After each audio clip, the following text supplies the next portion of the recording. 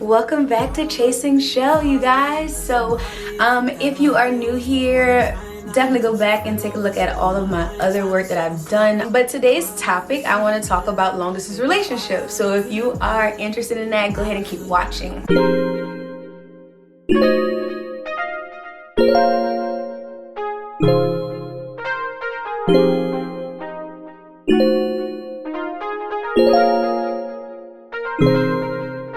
So if you saw my games, my polls that I put on my Instagram story the other day, which basically what I did was ask the question, would you rather be in a long distance relationship or would you rather take back a cheating ex? Yeah, I have been in a long distance relationship before with obviously one of my exes, and me and my ex, like, we're good.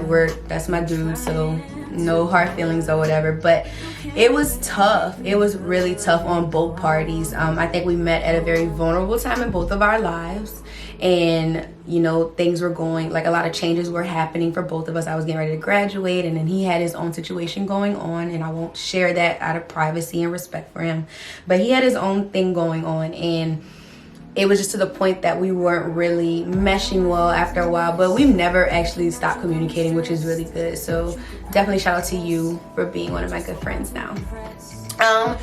First and foremost, if you're gonna do a long distance relationship, guys, it's all about communication. You have to communicate, like, period. You have to communicate if something's wrong. If you're feeling away, do not get in your head like I used to do and be like, well, I haven't talked to him in 2 hours, 3 hours, or whatever it is. And I was younger at the time as well, so of course, like, my mind is wandering. I'm like, well, what he doing, who is he with, etc., etc. So definitely try to be as open with your communication as you possibly can be. I think it's super beneficial to the relationship. Now, another thing that I've learned after reading Shan Boodram's book, which I definitely love, by the way, or I don't want to spoil anything, but on one of them she talks about your love language, which a lot of books do. But what is your love language, and finding out that person's love language is super important as well, because for me, quality time is my love language. And if you're in a long distance relationship, of course, how can you spend quality time? Of course, you have to get creative. So I think, like, setting up, like, hey, I want to FaceTime every night before bed, or I want to see your face, or whether you send pictures of yourself back and forth throughout the day. That does help with, like, feeling like you're closer to that person. Now, the next point that I do have to point out is you have to trust that person. That goes along with communication. If you don't trust that person, or you don't trust yourself, because sometimes when you don't trust yourself, you kind of put that, like, on the other person, it can take a toll onto your relationship, and you don't want that to be the case. You want to be with that person because you love them, and you've found that you have this trust for them, and you trust that they won't hurt you, which is how it should be in every relationship, long distance or not long distance. But definitely trust that person. The way that you do that is through effective communication.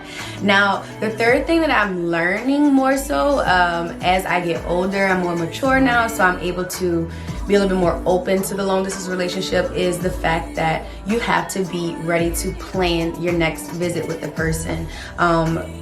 Try to figure out what's best for both of y'all's schedules, what's best for both of y'all's wallets, of course, because you're going to be paying for flights, you're going to be paying for hotels, or whatever the case may be. But you want to be excited to see that person, and not let the time that you haven't seen them be like create a damper on the relationship, because we do get a little bit sad, like, oh my gosh, like, I want to see him, I haven't seen him in so long.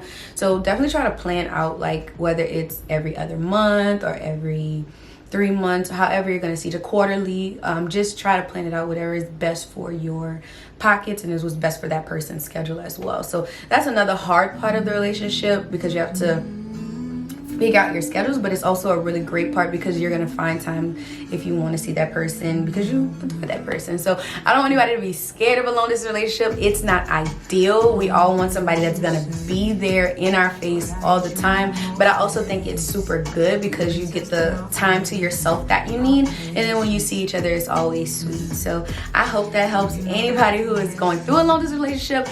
who is thinking about a long distance relationship, don't let, you know, distance deter you. Just know that it does help your heart grow a little bit fonder. It helps you grow a little bit stronger with your mate. So I hope that y'all lead to one another. I hope that the goal is to be with each other, and y'all planning how you're gonna get in the same state with each other, or city, or whatever the case may be. Because I know that's the best part. That's the goal when you're dating. You ain't just dating just to say, oh, I'm dating. You're dating to be with that person ultimately. So I hope to see you guys soon. Don't forget to visit my website at www.chasingshell.com. Don't forget www.chasingshell.com, and I'll make sure to show the video of the new and updated website with the new domain so that you guys don't be confused about the old site. I'll see you guys soon. Peace.